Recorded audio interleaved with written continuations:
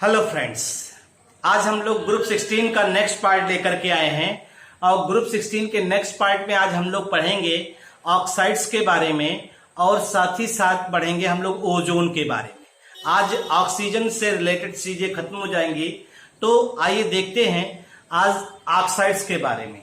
तो आपको मालूम है ऑक्साइड्स होता क्या है, ये तो आपने सुना ही होगा।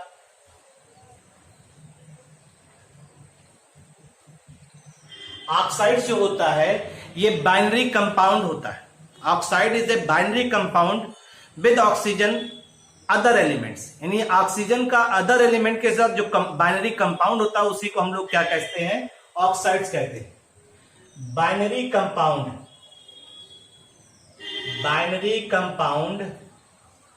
Of element with oxygen, binary compound of element with oxygen are called oxides। ठीक, ऑक्साइड्स को हम लोग कैटेगराइज कर सकते हैं on the basis of their nature. Oxides can be categorise oxides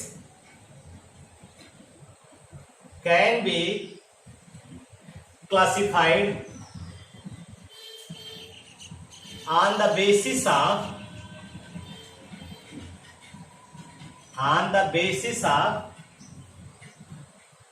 their nature को बेस मान करके हम लोग ऑक्साइड्स को कैटेगराइज कर सकते हैं। ठीक है भाई, तो पहले हम लोग देखते हैं एसिडिक, दोनों साथ दे रहे, एसिडिक वर्सेस बेसिक ऑक्साइड। एक साथ देख लेते हैं इसको, इसी के बारे में ऑब्जर्व करते हैं। पहला जो हम लोग ऑब्जर्व कर रहे हैं एसिडिक वर्सेस बेसिक ऑक्साइड, नाम ही से जान रहे हैं एसिडिक ऑक्साइड और बेसिक ऑक्साइड। कौन होते हैं acidic oxide? Those which react with water produce acid are called acidic oxide। ये तो जानते ही हैं और ये सब कक्षा 10 से भी पढ़ते आ रहे हैं आप कि एसिडिक ऑक्साइड उसे कहते हैं जो वाटर से रिएक्शन करे और रिएक्शन करने के बाद एसिड प्रोड्यूस करे, उसे हम लोग एसिडिक ऑक्साइड्स कहते हैं। अगर हम एग्जांपल लेना चाहें तो यहां पे ये तो जानते ही हैं ऑक्साइड्स ऑफ नॉन मेटल्स।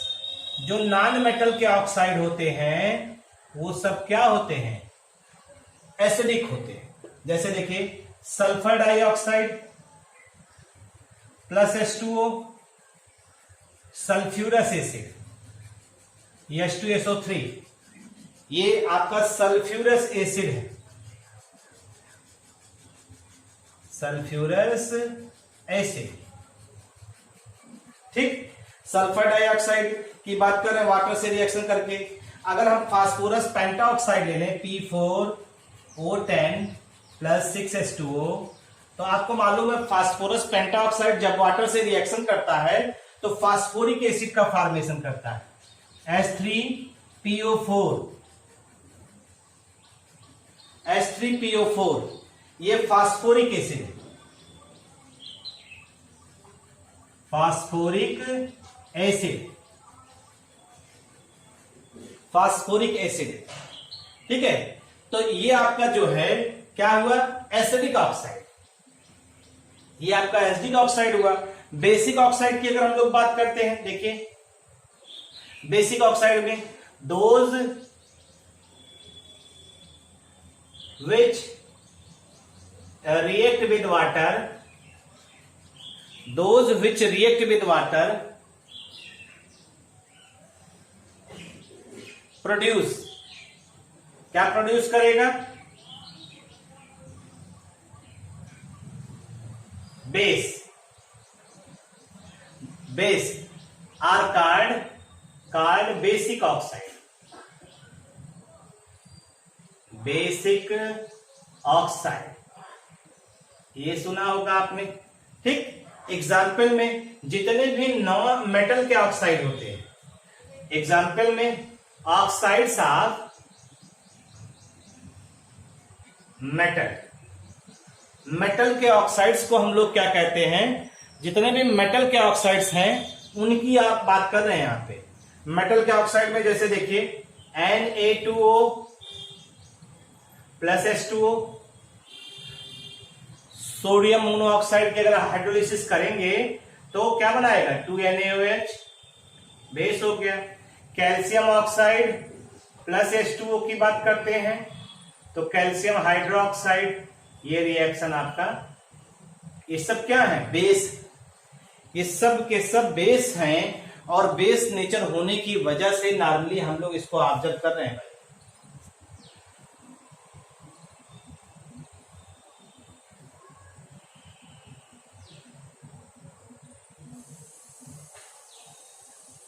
ठीक, हम लोग ये भी ऑब्जर्व करते हैं। और भी देखिए कुछ ऐसे भी एसिडिक ऑक्साइड होते हैं, देखिए सम एसिडिक ऑक्साइड्स, कुछ ऐसे भी एसिडिक ऑक्साइड्स होते हैं जिनको अगर आप जो है डिसॉल्व करिए तो वाटर में, तो वो मिक्सचर ऑफ टू एसिड देते हैं। Some acidic oxide which dissolve in water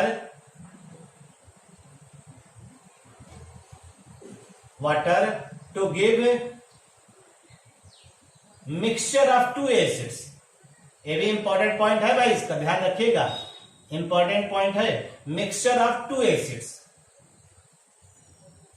mixture of two acids, ठीक, एज डिसॉल्व इन वाटर। जैसे हम एग्जांपल ले रहे हैं, अगर ध्यान दीजिए, आपने सुना होगा NO2 के बारे में। इसकी वाटर में अगर वाटर से रिएक्शन कराइए तो वाटर से रिएक्शन कराने पर ये क्या बनाता है, देखिएगा ध्यान से। ये देखिए यहां पे एक तो HNO2 बन जाता है नाइट्रस एसिड, एक HNO3 भी बन जाता है। HNO2 और HNO3 नाइट्रस एसिड और नाइट्रिक एसिड दोनों बन रहा है यहां पे। नाइट्रस एसिड और नाइट्रिक एसिड का फॉर्मेशन हो रहा है यहां पे, ध्यान दीजिएगा। मिक्सचर ऑफ एसिड,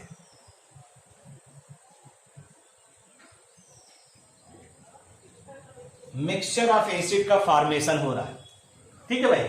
यहां पे मिक्सचर ऑफ एसिड का फॉर्मेशन हो रहा, देख रहे हैं आप इसको। और ऐसे ऑक्साइड्स को हम लोग कहते हैं मिक्स्ड एनहाइड्राइड, क्योंकि देखिए ये वाटर, दो एसिड, तो इसे हम लोग क्या कह रहे हैं, mixed anhydride. Such oxides are called, such oxides are called, such oxides are called mixed anhydrides, called mixed anhydrides. इसे हम लोग क्या कहेंगे, मिक्स्ड एनहाइड्राइड कहेंगे भाई। ये आपका एसिडिक के बारे में, ये आपका क्या था, बेसिक के बारे में।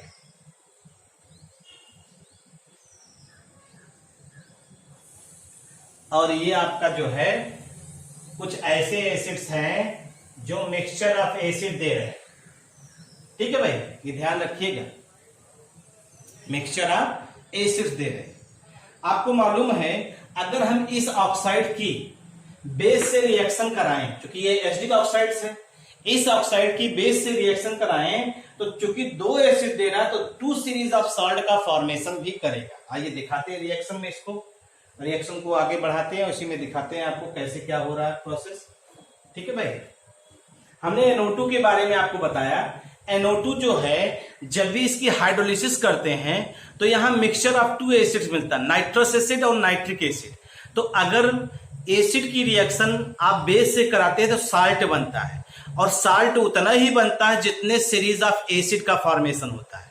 मतलब दो एसिड बनेगा तो यहां दो तरह का साल्ट बनेगा, एक नाइट्राइट बनेगा और एक नाइट्रेट बनेगा। देखिए देखिए, ठीक, हम लोग अगर इसी को ऑब्जर्व करें तो कह सकते हैं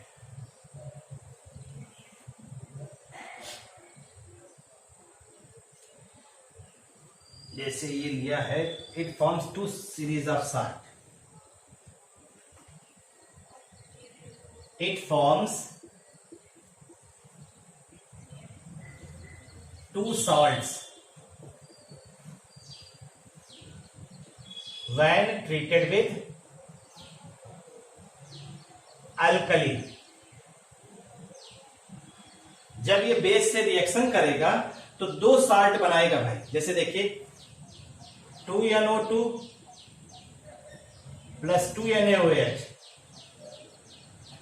तो ये तो एसिड आपने कहा है और ये बेस है, तो बेस दो मॉलिक्यूल है, तो आपका एक तो बनेगा ये NaNO2 और दूसरा बन जाएगा, ये NO3 में कन्वर्ट हो रहा है ना, तो NaNO3, यानी NO2 NO3 हो गया आपका, सोडियम यूज हो गया, और प्लस आपका जो है यहां पे बन जाएगा वाटर, क्योंकि हाइड्रोजन बैलेंस नहीं हो रहा ना, दो हाइड्रोजन है आपका, और प्लस वाटर।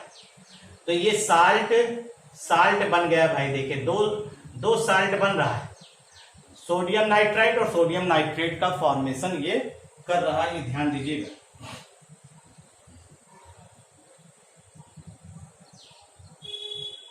ठीक है भाई।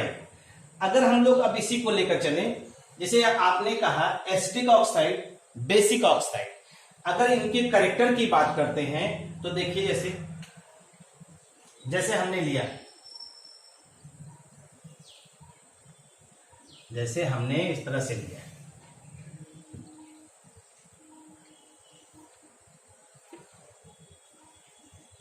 ये तो मालूम ही है कि लेफ्ट टू राइट चलने पर मेटालिक कैरेक्टर क्या होता है, डिक्रीज करता है, और मेटालिक कैरेक्टर अगर डिक्रीज करेगा तो इसका मतलब एसिडिक कैरेक्टर इंक्रीज करेगा।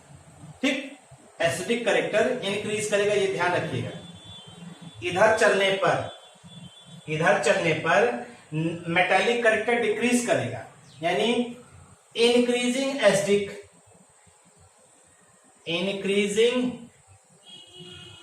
एसिडिक कैरेक्टर, ये ध्यान रखिएगा। इधर चलने पर एसिडिक कैरेक्टर इंक्रीज करेगा, ठीक है भाई। और इधर चलने पर ये मान लीजिए टॉप है, ये बॉटम है, ये इधर चल रहा है लेफ्ट टू राइट है, ध्यान दीजिएगा। ठीक है भाई, लेफ्ट टू राइट चल रहा है, यहां टॉप टू बॉटम दिखाई दे। तो टॉप टू बॉटम अगर हम लोग चल रहे हैं तो बेसिक कैरेक्टर ऑफ ऑक्साइड क्या होगा,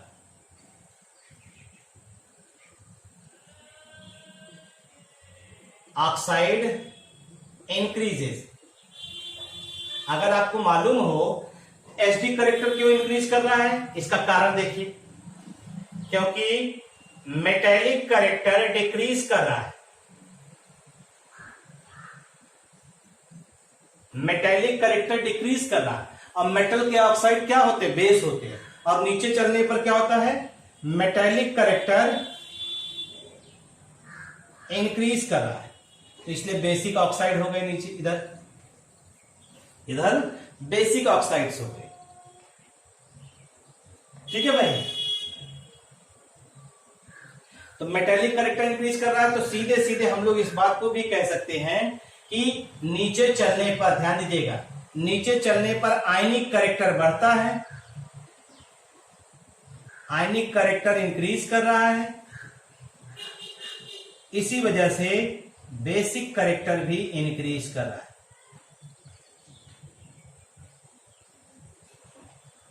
ठीक है भाई, और लेफ्ट टू राइट चलने पर मेटालिक कैरेक्टर डिक्रीज कर रहा है, यानी कोवैलेंट कैरेक्टर इंक्रीज कर रहा है। यहां कोवैलेंट कैरेक्टर इंक्रीज करेगा, कोवैलेंट कैरेक्टर इंक्रीज करेगा, इंक्रीजेस। ये ऑक्साइड्स के नेचर की बात हो रही भाई। अगर लेफ्ट टू राइट चलेंगे तो उनका एसिडिक कैरेक्टर इंक्रीज होगा और मेटालिक कैरेक्टर घटेगा, तो इसका मतलब है अगर इस साइड में आप देख रहे हैं, एक साइड लेकर चलिए तो यहां एसिडिक ऑक्साइड मिलेंगे, यानी जैसे ग्रुप 15, ग्रुप 16, ग्रुप 17 की बात कर रहे हैं, तो वहां सब एसिडिक ऑक्साइड मिल रहे हैं। ठीक है भाई। और अगर आप इधर मान रहे हैं, जैसे आप मान रहे हैं एस ब्लॉक के एलिमेंट, एस ब्लॉक के एलिमेंट हैं, तो एस ब्लॉक के एलिमेंट मोस्टली क्या बनाते हैं? मोस्टली बेसिक ऑक्साइड बनाते हैं। ठीक। और इन दोनों के इंटरमीडिएट में हम डी ब्लॉक को अभी नहीं काउंट कर रहे हैं भाई, डी ब्लॉक को हम काउंट नहीं कर रहे, उसमें बहुत से ऑक्साइड्स होते हैं। तो हम मान रहे हैं अभी पी और एस की बात कर रहे हैं, तो एस और पी ब्लॉक की अगर हम बात करें तो पी ब्लॉक में जैसे 16, 17, 15 उधर मूवमेंट कर रहे हैं, तो वो सब एसिडिक, ज्यादा एसिडिक इन नेचर हो रहे हैं। और अगर हम एल्कली मेटल की और एल्कलाइन अर्थ मेटल की बात करते हैं, तो वो सब मोस्टली बेसिक बना रहे हैं। तो बीच में एक ऐसा भी रेंज आता है जहां पर वो एसिडिक और बेसिक दोनों तरह का बिहेवियर शो करते हैं। तो ये जो बीच वाले ऑक्साइड्स होते हैं, ये कैसे होते हैं? Amphoteric oxide. इनका नेचर कैसा होता है? एम्फोटेरिक ऑक्साइड्स होते हैं भाई। अभी लेंगे, आपको समझाएंगे इसको। बीच वाले जो ऑक्साइड्स होंगे वो कैसा नेचर शो करेंगे? एम्फोटेरिक ऑक्साइड होंगे, ध्यान रखिएगा। हमने कहा इधर एस ब्लॉक है, इधर पी ब्लॉक है, तो बीच में एस और पी ब्लॉक में जो मेटल और नॉन मेटल की बॉर्डर लाइंस में पाए जाते हैं एलिमेंट। पीरियड्स में हम लोग ऐसे चल रहे हैं, लेफ्ट टू राइट। अभी हमने बनाया था डायग्राम, लेफ्ट टू राइट चल रहे हैं। तो लेफ्ट टू राइट में देखिए एसिडिक कैरेक्टर जो है वह इंक्रीज कर रहा है, हमने बनाया था वहां पे। तो एसिडिक कैरेक्टर देखिए, Na2 स्ट्रांगली बेसिक है, MgO बेसिक है, Al2O3 एम्फोटेरिक ऑक्साइड्स होता है, और सिलिकॉन डाइऑक्साइड सिलिसिक एसिड बनाता है, वीक एसिड होता है। फास्फोरिक एसिड बनाता है, वो भी वीक एसिड होता है, लेकिन इसकी अपेक्षा ज्यादा एसिडिक होता है। फिर सल्फर का देखिए ऑक्साइड स्ट्रॉन्ग एसिड है, क्लोरीन का ऑक्साइड है वेरी स्ट्रॉन्ग एसिड है। इसका मतलब है यहां पे एसिडिक कैरेक्टर इंक्रीज कर रहा है, एसिडिक कैरेक्टर इंक्रीज कर रहा है। और आप जानते हैं इधर से इधर चलने पर एसिडिक कैरेक्टर इंक्रीज कर रहा है, तो मेटल से किधर जा रहा है? मेटल से आप मूवमेंट किधर कर रहे हैं? नॉन मेटल की तरफ, ध्यान दीजिएगा। यानी नॉन मेटेलिक कैरेक्टर क्या हो रहा है? इंक्रीज कर रहा है, और मेटेलिक कैरेक्टर क्या हो रहा है? डिक्रीज कर रहा है। यानी सीधे सीधे हम लोग कह सकते हैं कोवैलेंट कैरेक्टर बढ़ेगा, कोवैलेंट कैरेक्टर क्या करेगा? इंक्रीज करेगा। यहां पे देखिए, अगर हम यहां पे ग्रुप की बात करते हैं, टॉप टू बॉटम चल रहे हैं। टॉप टू बॉटम देखिए, acidic, amphoteric, weakly acidic, basic और वीकली मतलब बेसिक है। ये ग्रुप 13 का है। तो इसका मतलब है क्या चीज? बेसिक कैरेक्टर इंक्रीज कर रहा है, बेसिक कैरेक्टर ये इंक्रीज कर रहा है। और बेसिक कैरेक्टर इंक्रीज करने का कारण वही चीज है जो मेटेलिक कैरेक्टर है, यानी मेटेलिक कैरेक्टर वो भी क्या हो रहा है? इंक्रीज कर रहा है। और मेटेलिक कैरेक्टर इंक्रीज कर रहा है, सीधे सीधे आप इस चीज को ऑब्जर्व कर रहे हैं। मेटेलिक कैरेक्टर इंक्रीज कर रहा है। और मेटल, जब भी मेटल कैरेक्टर बढ़ता है, जानते हैं मेटेलिक कैरेक्टर अगर बढ़ेगा, मेटल हमेशा कैसा कंपाउंड बनाते हैं? आयनिक कैरेक्टर। तो आयनिक कैरेक्टर कंपाउंड का बढ़ेगा तो आयोनाइज जल्दी होगा, और आयोनाइज जल्दी होगा तो जो कंपाउंड का फॉर्मेशन होगा वो कैसा होगा? Basic. Shows acidic as well as basic nature. मतलब एसिड के साथ बेस हो जाए, बेस के साथ एसिड हो जाए, ऐसे ऑक्साइड्स को आप क्या कहते हैं? एम्फोटेरिक ऑक्साइड्स कहते हैं। भाई ध्यान रखिएगा, ऐसे ऑक्साइड्स को आप एम्फोटेरिक ऑक्साइड कहेंगे भाई। अगर हम लोग इसी को ऑब्जर्व करें और इसी के बारे में बताएं, ये जो एसिडिक और बेसिक की तरह बिहेवियर शो करेगा, ये डिपेंड करेगा किस बात पे? Depending upon condition. इस बात पे ही डिपेंड करेगा भाई, डिपेंडिंग अपॉन कंडीशन, कि ये एसिड की तरह बिहेवियर शो करे या बेस की तरह। ठीक। सबसे कॉमन एग्जांपल हम एल्यूमिना का लेते हैं, Al2O3। एम्फोटेरिक ऑक्साइड है, एम्फोटेरिक ऑक्साइड है। अगर इसकी चर्चा हम लोग करते हैं, इसके बारे में समझने का प्रयास करते हैं, तो देखिए Al2O3 की रिएक्शन अगर आप एसिड के साथ कराएंगे 6HCl प्लस वाटर, क्योंकि सॉलिड है तो इसको जो है वाटर के साथ भी रिएक्शन करा लेंगे, वाटर का में सोल्यूशन बनाएंगे, इसका रिएक्शन फिर Al2O3 प्लस NaOH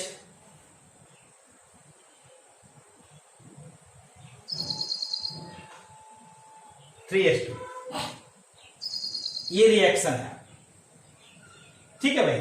अगर हम इसकी बात करें तो आपने सुना होगा नॉर्मली कि ये आपका जो कंपाउंड बनाएगा ये कॉम्प्लेक्स कंपाउंड का फॉर्मेशन करता है, और जो कॉम्प्लेक्स कंपाउंड का फॉर्मेशन करता है अगर उसकी हम लोग चर्चा करें तो देखिए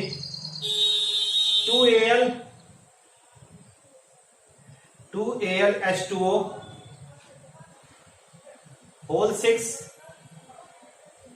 3 प्लस और प्लस 6Cl माइनस।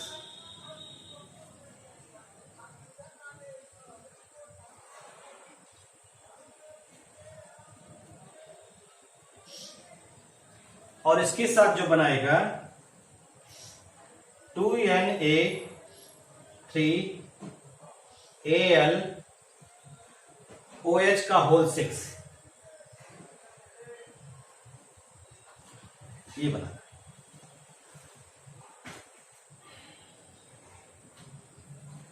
ये यहां पे कंपाउंड का फॉर्मेशन कर रहा है।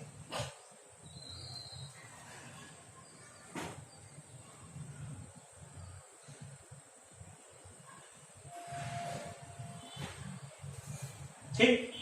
अब ये कॉम्प्लेक्स कंपाउंड है, ये सब कॉम्प्लेक्स कंपाउंड है। नाम तो अभी आपको बता दें, लेकिन आपको पढ़ने में असुविधा होगी। ये सब कॉम्प्लेक्स कंपाउंड है, कोऑर्डिनेशन केमिस्ट्री आएगा आगे, उसमें ये सब चीजें हैं। वहां पे वाटर को एक्वा पढ़ते हैं, OH को हाइड्रोक्सो पढ़ते हैं। ठीक है भाई। तो ये सब चीजें, काउंटर आयन होता है, ये तमाम चीजें हैं, ये कोऑर्डिनेशन स्फीयर होता है, तमाम चीजें हैं जिनको आप लोग पढ़ा जाएगा। अभी ये समझिए ये कॉम्प्लेक्स कंपाउंड का फॉर्मेशन कर रहा है। ठीक। साल्ट है, एक प्रकार से देखिए साल्ट है, आयनाइज हो जाएगा, आयन के रूप में एग्जिस्ट कर रहा है। तो एल्युमिनियम जो है अगर ये एसिड है तो यहां ये कैसा बिहेवियर शो कर रहा है, बेस। अगर ये बेस है तो ये कैसा बिहेवियर शो कर रहा है, एसिड। ऐसे ऑक्साइड्स को हम लोग क्या कहेंगे, एम्फोटेरिक ऑक्साइड्स कहेंगे। और आपको मालूम है एम्फोटेरिक ऑक्साइड्स कौन बनाते हैं, जो बॉर्डर लाइन होते हैं। Amphoteric oxides are formed by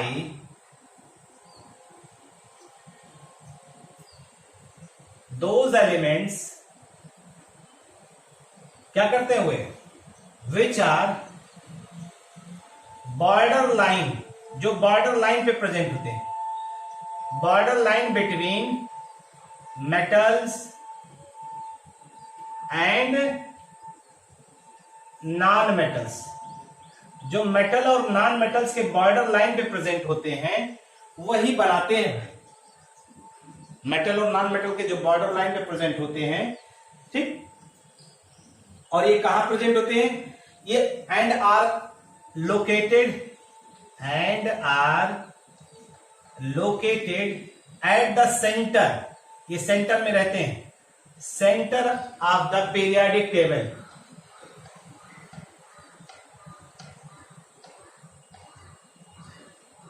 जो पीरियोडिक टेबल का सेंटर होता है उसी पे ये प्रेजेंट होते हैं, ठीक। Example other oxides, other amphoteric oxides जो होते हैं,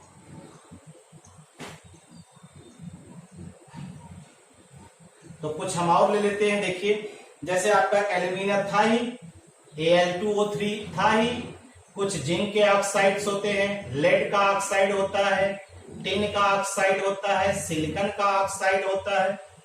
ये सब आपके जो है ये एम्फोटेरिक ऑक्साइड है भाई, ये सब आपके एम्फोट भाई। देखिए तो हमने आपसे क्या कहा कि ये nature of oxides versus oxidation state, ये टॉपिक लिया है। तो यहाँ पे आप एक चीज गौर करिए, जैसे जैसे ऑक्सीडेशन स्टेट बढ़ रहा है, ऑक्साइड्स का जो नेचर है यानी जो इसकी प्रॉपर्टी है वो चेंज हो रही है। यानी ऑक्सीडेशन स्टेट बढ़ रहा है तो उसका एसिडिक कैरेक्टर क्या हो रहा है, वह इंक्रीज कर रहा है। ये एक बेसिक जो आपका कॉन्सेप्ट है, अगर आप इसको देखिए तो यहाँ पे ये आप ऑब्जर्व कर, यानी ऑक्सीडेशन स्टेट अगर इंक्रीज कर रहा है, ऑक्सीडेशन स्टेट अगर इंक्रीज कर रहा है तो एसिडिक कैरेक्टर जो है वो आप कह रहे हैं सीधे सीधे वो भी इंक्रीज कर रहा है। Oxidation state increases, acidic character increases. अगर आप इसको समझाना चाहते हैं, can be explain on the basis of, can be explained on the basis of, on the basis of फजान्स rule. फजान्स rule की सहायता से जो है आप इस बात को एक्सप्लेन कर सकते हैं। फजान्स रूल की सहायता से एक्सप्लेन कर सकते हैं, या ऐसे कहिए जैसे जैसे ऑक्सीडेशन स्टेट बढ़ रहा है, यानी मेटालिक कैरेक्टर आप देख रहे हैं, मेटालिक कैरेक्टर क्या हो रहा है, जैसे जैसे ऑक्सीडेशन स्टेट बढ़ रहा है, अगर आप उसको ऑब्जर्व कर रहे हैं तो कैटायन पोलराइजेशन की प्रॉपर्टी शो कर रहा है। पोलराइजेशन की प्रॉपर्टी से हम लोग क्या कह रहे हैं कि एसिडिक कैरेक्टर उसका जो है वह इंक्रीज कर रहा है। तो +1 वाला देखिए वेरी बेसिक, +2 वाला बेसिक है, +3, +4, +5 वाला एम्फोटेरिक है, +6, +7 है एसिडिक कैरेक्टर्स को करा। कुछ ऐसे भी ऑक्साइड्स होते हैं न तो वो एसिड से रिएक्शन करते हैं न तो वो बेस से। ऐसे ऑक्साइड्स को हम लोग क्या कहते हैं, न्यूट्रल ऑक्साइड्स कहते हैं। ठीक है, यानी न्यूट्रल ऑक्साइड्स का मतलब neither react with acid, neither react with acid, नार रिएक्ट विथ बेस। न तो वो बेस से रिएक्शन करते हैं न तो वो एसिड से रिएक्शन करते हैं। ऐसे ऑक्साइड्स को हम लोग न्यूट्रल ऑक्साइड्स कहते हैं। तो आप देखिए +1 और +2 ऑक्सीडेशन स्टेट में न्यूट्रल ऑक्साइड आपको दिखाई दे रहे हैं। +1 और +2 ऑक्सीडेशन स्टेट में न्यूट्रल ऑक्साइड दिखाई दे रहा है। उसका एग्जांपल है N2O, NO और CO। बाकी जैसे जैसे ऑक्सीडेशन स्टेट बढ़ रहा है आप देखिए acidic oxides, strongly acidic oxide ये इंक्रीज कर रहे हैं। तो ये आपका क्या था, ये था आपका ऑक्साइड्स के बारे में था। जितने भी ऑक्साइड से रिलेटेड चीजें आएंगी आप अगर इसको एक बार चार्ट को एक बार ठीक से पढ़ लेंगे, एक बार इसी हिसाब से तैयारी कर लेंगे, ओजोन क्या होता है ये भी आप जानते हैं। ये ओजोन जो है ये एलोट्रोपिक फॉर्म ऑफ ऑक्सीजन है। जैसे नेचर में ऑक्सीजन 2 फॉर्म में एग्जिस्ट करता है, एक O2 फॉर्म में और एक O3 फॉर्म में। तो हम लोग यहाँ O3 फॉर्म को जो है ऑब्जर्व करने चल रहे हैं। तो हम लोग सीधे सीधे कह सकते हैं ये एलोट्रोपिक फॉर्म है।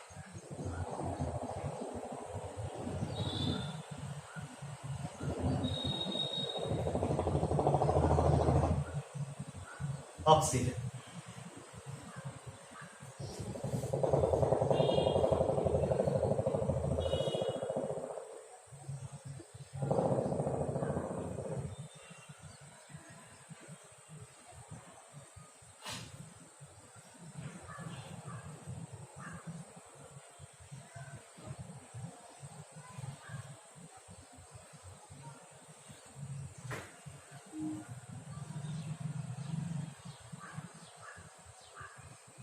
हमने आपसे क्या कहा, ओजोन जो होता है ये एलोट्रोपिक फॉर्म है। हमने ऑक्सीजन के बारे में बताया, ऑक्सीजन 2 फॉर्म में एग्जिस्ट करते हैं, एक O2 और एक O3। तो ये एलोट्रोपिक फॉर्म ऑफ ऑक्सीजन है। और ये बनता कैसे है, it is form by the action of UV rays. जो यूवी रेज प्रोड्यूस होती हैं, अल्ट्रावायलेट रेज, उनकी ऑक्सीजन से इंट्रैक्शन होता है, उनकी ऑक्सीजन से रिएक्शन होती है और वो यूवी रेज जो होते हैं आप ऑक्सीजन को किस में कन्वर्ट करते हैं, O3 में। और आप जानते हैं ये जो फॉर्मेशन होता है, रिएक्शन जो होता है इस एंडोथर्मिक होता है। यानी जो ओजोन का फॉर्मेशन होता है वो एंडोथर्मिक रिएक्शन होता है। अगर हम इसी रिएक्शन को दिखाना चाहें तो हम कह सकते हैं 3O2 और प्लस यूवी रेज और आपका जो है ये कन्वर्ट हो जाएगा 3O32 ये 2 हो जाएगा। ठीक है भाई। और इसमें जो अमाउंट ऑफ हीट इवॉल्व होगी वो लगभग डेल्टा एच की वैल्यू जो होती है प्लस 142.7 किलो जूल पर, इतनी हीट लिबरेट करती है, इतनी हीट लिबरेट करती है। यानी ये कौन सी प्रोसेस हुई? Endothermic reaction, UV rays. आपको मालूम है इस तरह से क्या होता है, इस तरह से जो अल्ट्रावायलेट रेज निकल रही हैं वो एटमॉस्फेरिक ऑक्सीजन से इंटरेक्ट करके ओजोन का फॉर्मेशन करती है। और आपको मालूम है हम लोग के ऊपर एक ओजोन की ब्लैंकेट क्रिएट होती है। वो ओजोन की ब्लैंकेट जो होती है, जो हार्मफुल रेडिएशंस होती हैं उनको अर्थ पे आने से रोकती है। अभी हम आपको एक डायग्राम के थ्रू दिखा रहे हैं, देखिए जैसे ये अर्थ है 50 किलोमीटर, ठीक है भाई। 10 to 50 किलोमीटर का रेंज जो है वो स्ट्रेटोस्फीयर का है और 0 से 10 किलोमीटर ये ट्रोपोस्फीयर है। उसके नीचे क्या है? आपका अर्थ है। और इसी में जो है लगभग ट्रोपोस्फीयर जो है आपका, उसी से 10 किलोमीटर के ऊपर की जो हम लोग रेंज ले रहे हैं, ये है आपका ब्लैंकेट। ये जो हमने दिखाया है ये आपका क्या है? ये आपका ओजोन लेयर है। ये आपका ओजोन लेयर का फॉर्मेशन जो हुआ है, ये ओजोन लेयर है। ठीक है भाई, ये ओजोन लेयर है। और ये जानते हैं जो सरफेस अर्थ की है, अर्थ का जो सरफेस है ये कितने पे है? Present about 20 kilometre above the surface of earth. जो अर्थ की सरफेस है उसके 20 किलोमीटर अबव जो है एरिया, वो ओजोन लेयर की है। और अपर एटमॉस्फेयर में ओजोन का फॉर्मेशन कैसे हो रहा है? ऑक्सीजन यूवी रेज की प्रेजेंस में जो है ऑक्सीजन ओजोन में कन्वर्ट हो रहा है। ये प्रोसेस आपका हो रहा है भाई, यहां पे ध्यान रखिएगा।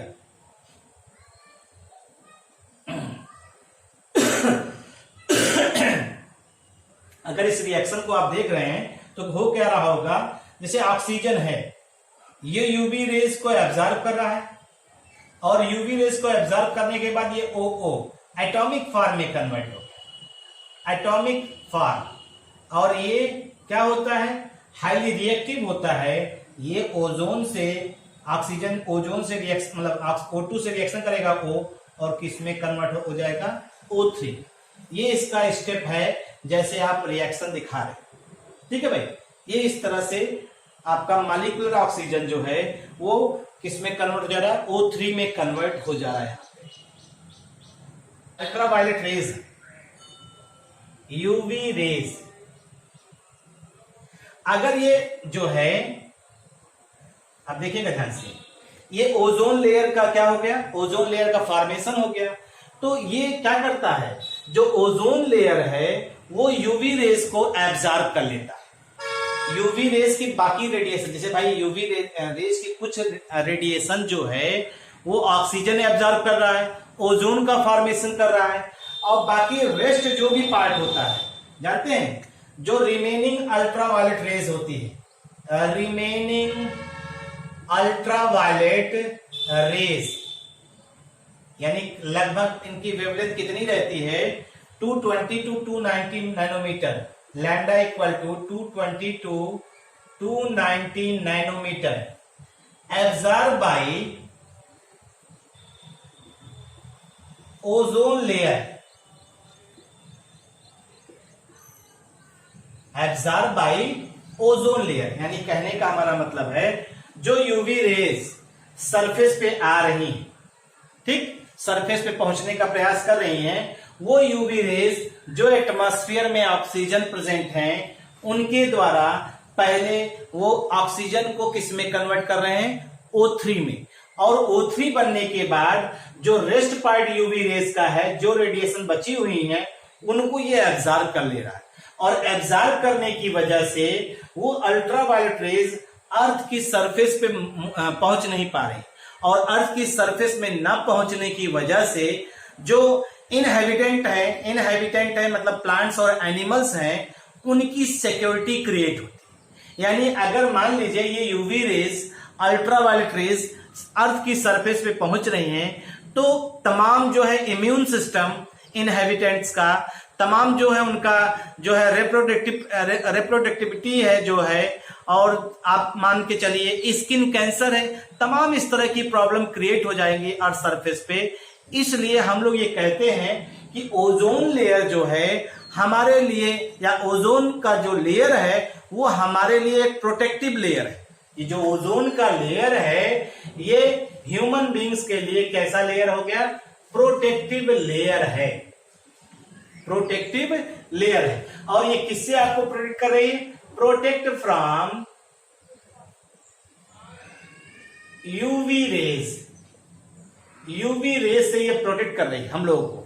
अगर यूवी रेज से प्रोटेक्ट ना कर पाएंगे तो आप जानते हैं जो अर्थ है इसमें तमाम स्किन कैंसर, इम्यून सिस्टम, ये तमाम चीजें जो है ह्यूमन बींग्स में जो होंगे वो क्रिएट होंगे और इस वजह से काफी सारी परेशानियां भी क्रिएट होंगी।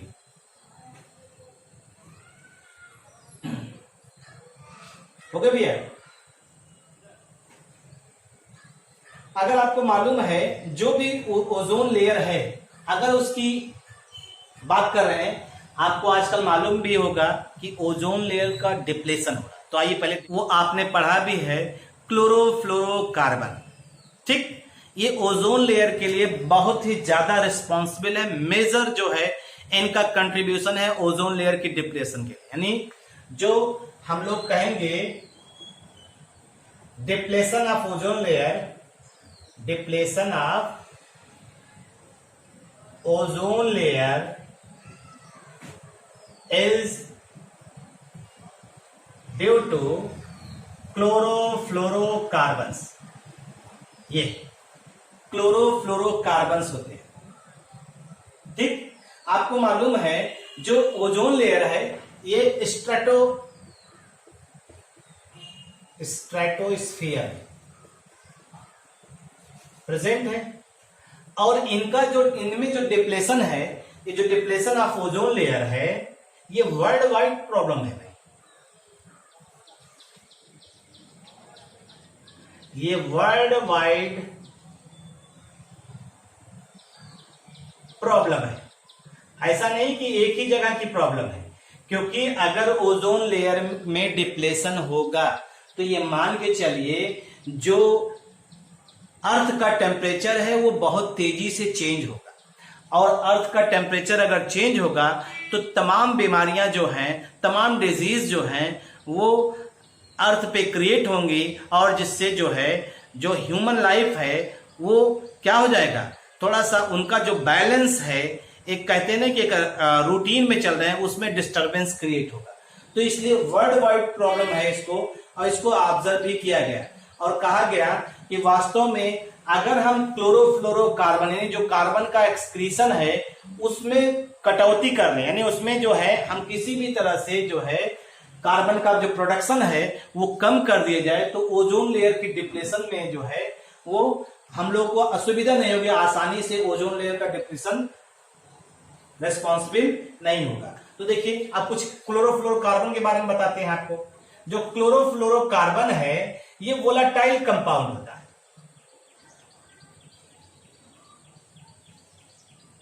ये वोलाटाइल कंपाउंड्स होते हैं।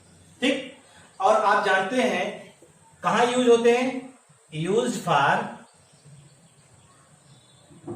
Aerosols, aerosols propellants and aerosols propellants and in refrigerator, refrigerator AC में भी यूज होते हैं भाई। एसी में भी इसका इस्तेमाल होता है, जब कूलेंट होते हैं, कूलेंट की तरह काम करते हैं। ठीक। और आपको मालूम है जो क्लोरोफ्लोरोकार्बन्स होते हैं ये लॉन्ग लिव्ड रेडिकल होते हैं, लॉन्ग लिव्ड मॉलिक्यूल होते हैं, लॉन्ग लिव्ड मॉलिक्यूल होते हैं। और आपको मालूम है ये एटमॉस्फेयर में डिफ्यूज करते हैं और decompose by UV rays, diffuse into atmosphere and decomposed by किसके द्वारा? UV rays. ये यूवी रेस के द्वारा डिकम्पोज होते हैं और यूवी रेस के द्वारा डिकम्पोज होने के बाद ये क्लोरीन रेडिकल को प्रोड्यूस करते हैं। Chlorine radical are form. Chlorine, अभी रिएक्शन दिखाते हैं आपको, क्लोरीन रेडिकल का फॉर्मेशन करेंगे और यही क्लोरीन जो होता है, chlorine react with ozone to produce, chlorine अगर ओजोन से रिएक्शन करेगा टू प्रोड्यूस ऑक्सीजन। ठीक है भाई, क्लोरीन जो है, तो देखिए अगर आप इसी रिएक्शन को आप देख रहे हैं तो देखिए Cl2 CF2 अल्ट्रावायलेट यानी HNO की प्रेजेंस में, तो ये बन जाएगा Cl रेडिकल और प्लस C रेडिकल ClF2, ये बन जाएगा। और जो Cl रेडिकल आपने कहा ना, यही जो Cl रेडिकल है ओजोन से रिएक्शन करेगा और ओजोन से रिएक्शन करने के बाद ClO रेडिकल बनाएगा और प्लस O2। ठीक। और जो ClO रेडिकल है वो जो है आपका फिर से O से कंबाइन करेगा और बना देगा Cl रेडिकल और प्लस O2। इस तरह से जो है आपका सीधे सीधे, क्योंकि ये जो O है ये भी प्रोड्यूस होता रहता है। ये जो अल्ट्रावायलेट रेज होती हैं वो ऑक्सीजन को तोड़ती रहती है और ऑक्सीजन किस फॉर्म में कन्वर्ट होता है? ऑक्सीजन जो है ओ एटॉमिक फॉर्म में कन्वर्ट होता है और वो ओ रेडिकल, ओ जो एटम होता है Cl रेडिकल, ClO रेडिकल के साथ रिएक्शन करके O2 का फॉर्मेशन, फिर Cl रेडिकल बन गया, फिर ओजोन से रिएक्शन करेगा, फिर ये बनाएगा। ऐसे ही ये प्रोसेस कंटिन्यू चलती रहता जाता है कि इस तरह से ओजोन जो है कंटिन्यूअस ऑक्सीजन में कन्वर्ट हो रहा है और जिसकी वजह से जो ओजोन की लेयर है वहां पे ओजोन का जो है कंजप्शन हो रहा है O2 में, तो ओजोन की लेयर में एक बड़ा सा होल क्रिएट हो रहा है और उस होल की वजह से आप जानते हैं जो अल्ट्रावायलेट रेज है सन रेज की, वो इंटर कर रहे हैं अर्थ सरफेस पे और तमाम परेशानियां क्रिएट हो रही है। आपको मालूम है अगर अर्थ पे अल्ट्रावायलेट रेज इंटर कर रही हैं तो टेम्परेचर बढ़ेगा, टेम्परेचर बढ़ेगा तो जो ग्लेशियर हैं वो पिघलेंगे और जब ग्लेशियर मेल्ट करेंगे तो जो हमारा प्लेन सरफेस है जहां पे लाइफ सरवाइव करती है वहां पर भी पानी आ जाएगा, तो जो लाइफ का सर्वाइवल है वो कहीं ना कहीं इम्पैक्ट पड़ेगा उस पे और लोगों को जो है सरवाइव करने में बड़ी परेशानी होगी। तो इन सभी चीजों को ध्यान में रख करके हम लोग ये कह सकते हैं कि ओजोन का जो डिप्लेशन है इसको हमें किसी न किसी तरह से रोकना चाहिए और उसके लिए हम लोग को, या कहिए वर्ल्ड वाइड प्रॉब्लम है, तो कार्बन का जो एक्सक्रीशन है, कई कंट्रीज जो हैं क्लोरोफ्लोरोकार्बन का एक्सक्रीशन जो है इस समय बंद भी कर दी है। ठीक है भाई। और जो रिस्पॉन्सिबल है ओजोन डिप्लेशन के लिए मेजर, उसका इन्होंने क्या कर दिया है, एक्सक्रीशन बंद कर दिया है। तो सबको मिल करके इस बारे में सोचना होगा, वर्ल्ड वाइड प्रॉब्लम है, तभी ओजोन की डिप्लेशन जो है वो होने से बच सकती है। इसके अलावा जानते हैं एक और फैक्टर माना जाता है, देखते हैं आजकल हर आदमी, हर वर्ल्ड, हर विश्व के हर देश जो है वो तमाम सुपर सोनिक जेट मिसाइल का फॉर्मेशन कर रहा है और मिसाइल के फॉर्मेशन कर रहे हैं तो तमाम उसमें प्रोपेलेंट जो हैं वो नाइट्रोजन के ऑक्साइड्स प्रोड्यूस कर रहे हैं। वर्ल्ड वाइड आप देखिए इस समय इतनी ज्यादा जो है वर्ल्ड वार की प्रॉब्लम क्रिएट हुई है कि हर देश जो है वो चाहता सुपरसोनिक मिसाइल बना ले, ठीक है, जेट मिसाइल बना ले, लेकिन उनमें जो प्रोपेलेंट्स यूज होते हैं उनका कंबस्टन के द्वारा जो ऑक्साइड क्रिएट होता है नाइट्रोजन का, वो ऑक्साइड भी जो है ओजोन की डिप्लेशन के लिए रिस्पॉन्सिबल होता है। आइए दिखाते हैं आपको। प्रोड्यूस हो रहा है, produced from jet missile or supersonic missile, ठीक है। अब इसकी अगर हम ओजोन से रिएक्शन कराते हैं तो ये नाइट्रिक ऑक्साइड जो होता है ये ऑक्सीजन ओजोन से रिएक्शन करके इसे कन्वर्ट कर देगा NO2 में और प्लस O2। ये भी क्या कर रहा है, ये भी देखिए ओजोन के कंसंट्रेशन को कम कर रहा है, ओजोन के कंसंट्रेशन को, ये दूसरा रीजन है, ये दूसरा रीजन है। तो ओजोन के कंसंट्रेशन को ये कम करने का काम कर रहे हैं, यानी ओजोन को ऑक्सीजन में कन्वर्ट कर रहा है और इस वजह से भी ओजोन की कंसंट्रेशन एटमॉस्फेयर में डिक्रीज कर रही है और जिसकी वजह से हम कह सकते हैं ओजोन का डिप्लेशन हो रहा है, ठीक है भाई। इस चीज को हम लोगों ने ऑब्जर्व किया। अगर हम लोग इसी चीज को देखें, अब आइए कुछ इसकी प्रॉपर्टीज से रिलेटेड बातें देखते हैं और समझने का प्रयास करते हैं, ठीक। तो देखिए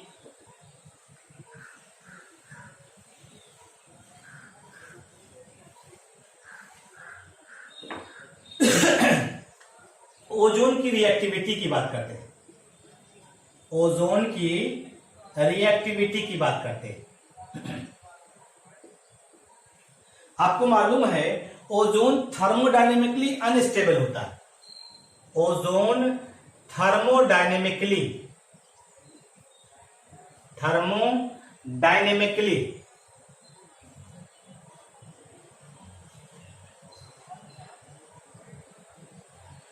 अनस्टेबल होता है, किसकी अपेक्षा, विद रेस्पेक्ट टू ऑक्सीजन।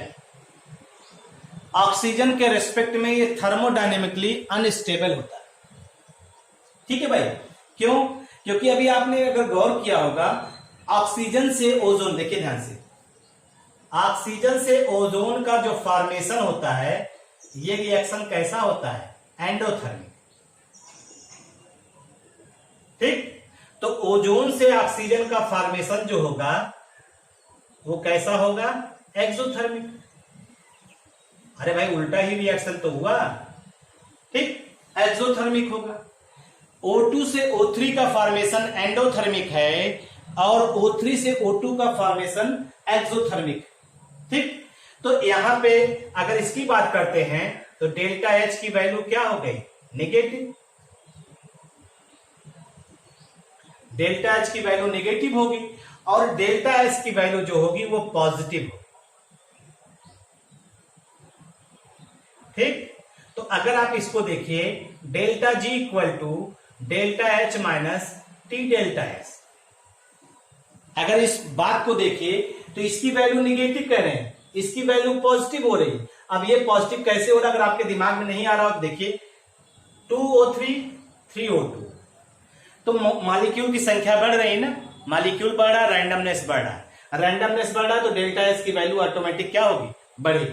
तो हमारा कहने का मतलब है अगर इसको आप ऑब्जर्व करेंगे तो ये देखेंगे कि डेल्टा जी की वैल्यू क्या आ रही है, large negative value, large negative value, और वो क्या कहता है, favours the reaction, favours the reaction. अगर डेल्टा जी की वैल्यू नेगेटिव आ रही है तो इसका मतलब प्रोसेस स्पॉन्टेनियस है, यानी ये वाली प्रोसेस होगी, अपने आप से होगी। तो आपने यहां कहा इसमें से इसका फॉर्मेशन पढ़ा एंडोथर्मिक है, तो उसका जस्ट रिवर्स क्या होगा, एक्सोथर्मिक है, यानी डेल्टा एच की वैल्यू नेगेटिव होगी। और यहाँ पे मोल की संख्या बढ़ रही है तो इसलिए डेल्टा एस की वैल्यू क्या होगी, पॉजिटिव होगी। तो डेल्टा जी की वैल्यू जो है लार्ज नेगेटिव वैल्यू होगी जो फेवर करेगी रिएक्शन को। इसीलिए कहा जाता है ऑक्सीजन, ओजोन जो होता है वो थर्मोडायनेमिकली अनस्टेबल होता है विथ ऑक्सीजन, ऑक्सीजन की अपेक्षा। ठीक, ये हुआ। अब आइए इसकी प्रॉपर्टी में चलते हैं हम लोग, ऑक्सीडाइजिंग प्रॉपर्टी। ये ओजोन आज खत्म हो जाएगा आपका। ऑक्सीडाइजिंग प्रॉपर्टी, आपको मालूम है ओजोन जो होता है ये ऑक्सीडाइजिंग एजेंट होता है। ओजोन के बारे में कहा जाता है strong oxidising agent. Strong oxidising agent. Ozone जो होता है ये स्ट्रॉन्ग ऑक्सीडाइजिंग एजेंट है। अगर आप इसको ऑब्जर्व करें तो उसका कारण क्या है? Due to liberation of nascent oxygen. Liberation of nascent oxygen, ये नेसेंट ऑक्सीजन को लिबरेट करता है। जैसे देखिए O3 है, ये कन्वर्ट हो रहा है O2 और प्लस O में। O3 O2 प्लस O में कन्वर्ट हो रहा है। इसी को हम लोग क्या कहते हैं? Nascent oxygen.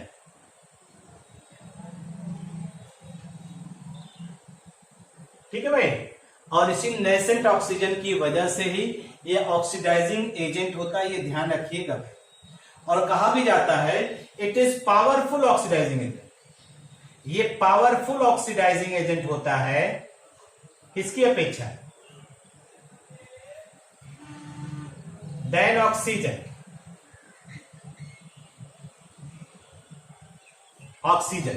ऑक्सीजन की अपेक्षा ज्यादा पावरफुल ऑक्सीडाइजिंग एजेंट होता है, क्योंकि इसमें 3 ऑक्सीजन है।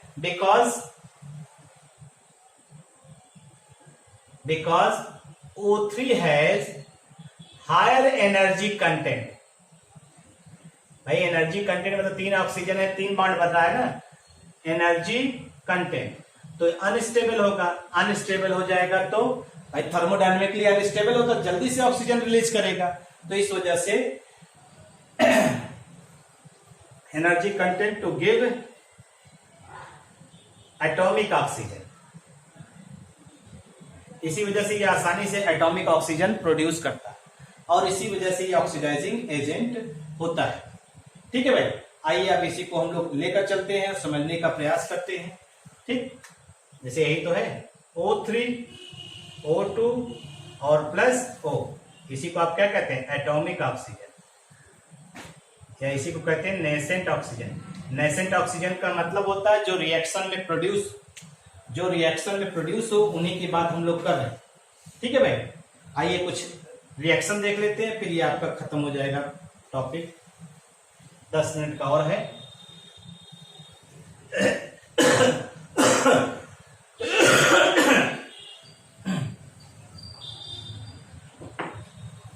तो आइए देखते हैं पहला, it oxidises black lead sulfide to black lead sulfide PbS to white PbSO4। बहुत सिंपल सा रिएक्शन है, आप एक बार समझ लेंगे तो आपको आइडिया हो जाएगा। रिएक्शन तो आपका यही है, O3 किसमें कन्वर्ट हो रहा है? O2 प्लस O, ये बेसिक इक्वेशन है। O3 O2 प्लस O में कन्वर्ट हो रहा है और आपने कहा PbS, इसे कन्वर्ट किसमें होना? PbSO4 में, यही तो कहा आपने। और इसका ऑक्सीडेशन इसमें हो रहा है, और किसकी वजह से हो रहा है? नेसेंट ऑक्सीजन की वजह से हो रहा है। तो हमने नेसेंट ऑक्सीजन ले लिया। अब ऑक्सीजन बैलेंस करें, यहाँ सल्फर PbS बैलेंस है, ऑक्सीजन 4 चाहिए, इसे 4 कर दीजिए और इस जोड़ लीजिए। दोनों को जोड़ते वक्त नेसेंट ऑक्सीजन कैंसिल होना चाहिए। अब ये हो गया, 4 O कैंसिल हो गया, बस हो गया। PbS plus 4O3 gives PbSO4 और प्लस 4O2। ये रिएक्शन, ये नेट रिएक्शन हो गया, ये नेट रिएक्शन हो गया भाई। अगर हम इसी चीज को लेकर चलें और बताएं तो आप इस तरह से कह सकते हैं, ये भी ध्यान रखिएगा। सिमिलरली जितने भी सल्फाइड होते हैं, सिमिलरली इट ऑक्सीडाइजेस, जितने भी ऑक्साइड्स होते हैं, सल्फाइड्स ऑफ इसको आप चाहे अपने आप से करके देखिएगा। सल्फाइड्स ऑफ कॉपर, जिंक, ठीक, कैडमियम एटसेट्रा, तो देयर सल्फेट, इनके सल्फेट में इसको कन्वर्ट कर देगा।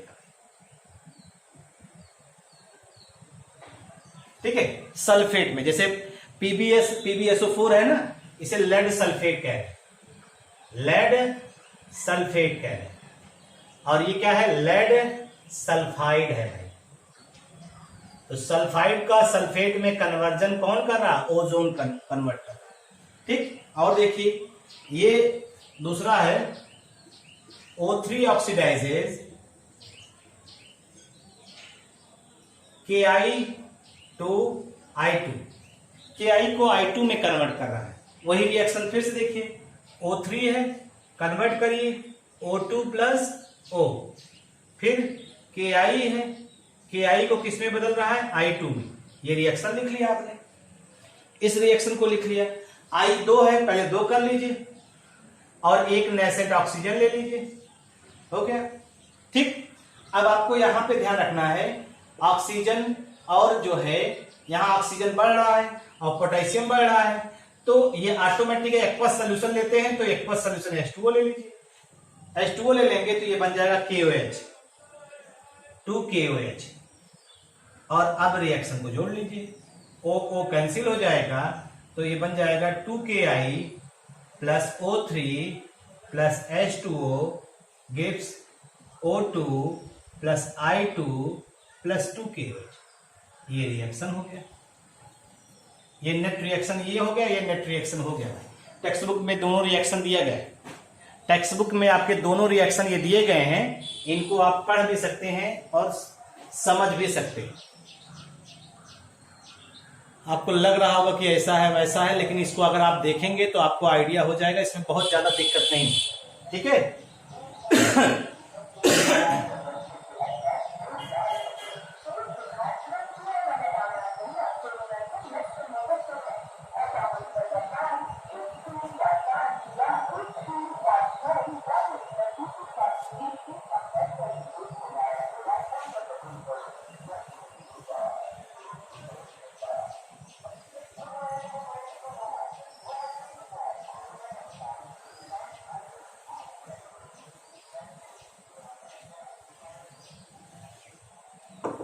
अगर हम लोग इसकी बात करते हैं, नेक्स्ट है इसकी प्रॉपर्टी में ब्लीचिंग एक्शन, ये भी इंपॉर्टेंट प्रॉपर्टी मानी जाती है, ब्लीचिंग एक्शन। क्लोरीन के साथ ये भी ब्लीचिंग एक्शन शो करता है, ब्लीच करने का काम। ठीक है भाई, ब्लीच करने का काम करता है। अगर हम लोग इसकी बात करें तो ये ब्लीचिंग एक्शन क्यों होता है, due to its oxidation nature, oxidation nature. ठीक है, ये ऑक्सीडाइजिंग प्रॉपर्टी शो करता है, और ऑक्सीडाइजिंग प्रॉपर्टी शो करने की वजह से ये कैसा बिहेवियर शो करेगा, act as mild bleaching agent. ये माइल्ड ब्लीचिंग एजेंट की तरह एक्ट करता है, ये ध्यान रखिएगा।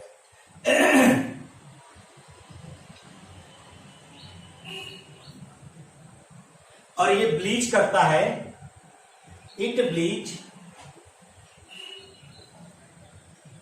Vegetable colouring material, it bleach vegetable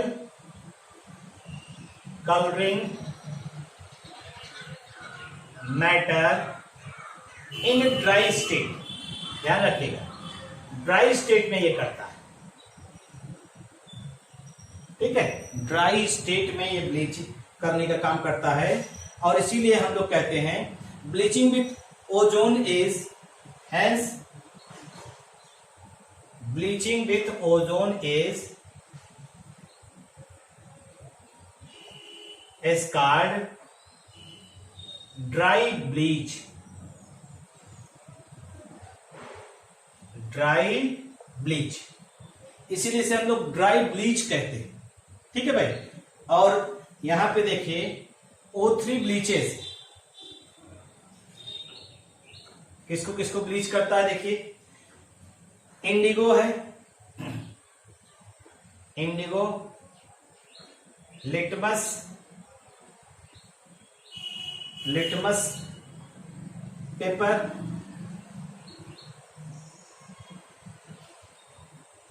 delicate fabrics etcetera.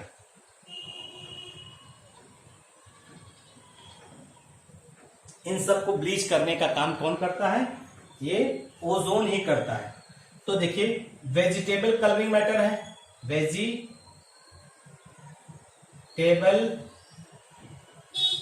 Colouring matter है, उसको लिया आपने जो कलरलेस है, और इसकी ओजोन से रिएक्शन कराया। ठीक है भाई, तो आपका क्या हो जाएगा? ऑक्साइड कलर मैटर हो जाएगा, ऑक्सीडाइज्ड कलर्ड मैटर और प्लस O2, ये हो जाएगा। ठीक, ये कुछ इसके ब्लीचिंग एक्शन के बारे में था। अब आइए चलते हैं हम लोग इसके स्ट्रक्चर के बारे में। अगर हम स्ट्रक्चर को ध्यान दें तो ओजोन का जो स्ट्रक्चर होता है,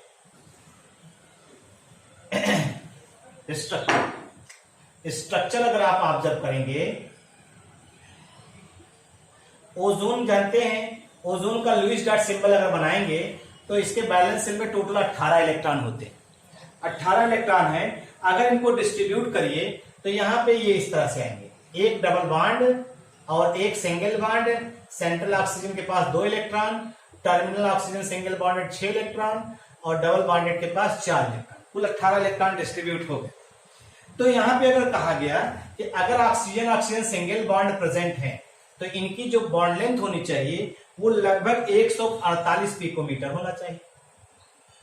और कहा गया अगर ऑक्सीजन ऑक्सीजन डबल बॉन्ड होगा तो इनकी जो बॉन्ड लेंथ होनी चाहिए वो 122 पिकोमीटर होना चाहिए। तो कहा गया भाई डबल बॉन्ड है तो एक होना चाहिए 122 और एक सिंगल बॉन्ड है तो 148 होना चाहिए। लेकिन एक्सपेरिमेंटली जो ऑब्जर्व किया गया, जो ठीक है, जो एक्सरे एनालिसिस किया गया उसमें ये पाया गया कि जो बॉन्ड लेंथ है वो इंटरमीडिएट है, bond length is intermediate of both, इन दोनों का इंटरमीडिएट पाया गया। और वो एक्चुअल कितना पाया गया? दैट इज 127.8 पिकोमीटर, ये पाया गया। इसका मतलब हो गया कि ये डबल बॉन्ड फिक्स नहीं है, ये सिंगल बॉन्ड फिक्स नहीं है, ये रेजोनेंस स्ट्रक्चर शो करेगा। और अगर ये रेजोनेंस स्ट्रक्चर शो करेगा तो डबल बॉन्ड यहां हो जाएगा, सिंगल बॉन्ड यहां आ जाएगा, आपका ये स्ट्रक्चर इस तरह से हो जाएगा। और इन दोनों का रेजोनेंस हाइब्रिड जो स्ट्रक्चर होगा वो ये बताएगा कि वास्तव में डबल बॉन्ड फिक्स नहीं है, तो सब जगह क्या होगा? डबल बॉन्ड करेक्टर आएगा। डबल बॉन्ड नहीं होगा, डबल बॉन्ड करेक्टर। इसे हम लोग क्या कहते हैं? Partial double bond character, partial double bond character, ये हो गया। और इसे हम लोग नाम देते हैं रेजोनेंस हाइब्रिड, ये रेजोनेंस हाइब्रिड हो गया भाई। ठीक है, ये चीजें आपको इंफॉर्मेशन देगा। तो ऑक्सीजन ऑक्सीजन जो डबल बॉन्ड करेक्टर आने की वजह से दोनों बॉन्ड आइडेंटिकल होंगे, और वो बॉन्ड आइडेंटिकल कितना होगा? 127.8। और ये किसके आधार पे समझा रहे हैं? रेजोनेंस के आधार पे। जब आपने रेजोनेंस बनाया तो डबल बॉन्ड डीलोकलाइज कर रहा है, यानी हर ऑक्सीजन ऑक्सीजन के बीच में डबल बॉन्ड करेक्टर पाया जाएगा, और डबल बॉन्ड करेक्टर पाया जाएगा तो उसकी बॉन्ड लेंथ भी जो होगी कैसी होगी? वो आपकी 127.8 पिकोमीटर उस जर्मिसाइडल प्रॉपर्टी होती है। तो तमाम जगहों पे जो क्राउडेड एरिया होते हैं, ओजोन वहां पे जो क्राउडेड एरिया होते हैं वहां के एयर को प्यूरिफाई करने के लिए ओजोन का इस्तेमाल करते हैं। ओजोन जो है इसके पास जर्मिसाइडल प्रॉपर्टी होती है, ओजोन के पास जो है डिसइंफेक्टेंट प्रॉपर्टी होती है। तो इस वजह से जो क्राउडेड एरिया जैसे सिनेमाज हो गए, ठीक है, माइंस हो गए, कोल माइंस हो गए, जैसे ठीक, ऑडिटोरियम हो गए, यहाँ पर जो क्राउडेड प्लेस होते हैं वहां के एयर्स को प्यूरिफाई करने के लिए हम लोग ओजोन्स का इस्तेमाल करते हैं। बाकी ओजोन का ब्लीचिंग एक्शन जानते ही हैं आप हैं। ओजोन का जो है हम लोग ऑर्गेनिक रिएक्शन में इस्तेमाल करते हैं ओजोनाइड फॉर्मेशन करने में। ठीक, तो ये तमाम इसके यूजेस भी हैं। आज का 10 क्वेश्चन का जो सीरीज है वो देखिए, हमने लिया है कि पहला क्वेश्चन जो हमारा है, nitrogen forms how many oxides, 3 4 5 6, पहला। दूसरा क्वेश्चन है, the smell of NO2 is pleasant smell होता है NO2 का कि पंजेंट होता है कि not known, all are wrong. ये 4 ऑप्शन दिए गया। तीसरा क्वेश्चन दिया गया, oxidation state of phosphorus vary from -1 से +3 तक, -3 से +3 तक, -3 से +5 तक, या -5 से +1 तक वेरी करता है, ये बताना है आपको। दूसरा देखिए, चौथा क्वेश्चन है, concentrate HNO3 is heated with P2O5। अगर फास्फोरस पेंटाऑक्साइड के साथ हीट करते हैं तो क्या मिलता है, N2O मिलेगा, NO मिलेगा, ठीक, और जो है NO2 मिलेगा कि N2O5 मिलेगा, ये आपको बताना है। जब पढ़े हैं तो आपको आइडिया होना चाहिए। पांचवा क्वेश्चन देखिए, which of the following is not a drawing and dehydrating agent, मतलब ड्राइंग और डिहाइड्रेटिंग एजेंट दोनों की बात हो रही। Silica gel, P2O5, concentrated H2SO4, hydrated calcium chloride. Important question इस हिसाब से है कि कई कॉम्पिटिटिव एग्जाम को हमने देखा, उसमें इस तरह के क्वेश्चन आपसे पूछे भी गए। छठा क्वेश्चन है, an acidic hydride of nitrogen is, NH3 दिया है, N2H4 दिया है, N2H2 दिया है, N3H दिया है। ठीक है भाई। क्वेश्चन नंबर 7 है, white phosphorus is strong poison है, माइल्ड पॉइजन है, नॉन पॉइजन है कि none of these, none of these है, ये बताना है। ये थोड़ा सा न्यूमेरिकल पोर्शन है। अगर आप इसको देखिए, क्वेश्चन नंबर 8 कह रहा 20% if 20% N2 is present in A compound, it's minimum molecular weight कितना हो सकता है। अगर 20% नाइट्रोजन कंपाउंड में प्रेजेंट है तो उसका मॉलिक्यूलर वेट क्या हो सकता है, 144, 70, 100, 140। ठीक है, ये दिया गया है। अब उसके बाद क्वेश्चन नंबर 9 देखिए, कहा जा रहा फास्फोरिक एसिड जो होता है वो सिरपी लिक्विड होता है। सिर्फ मतलब चिपचिपा होता है।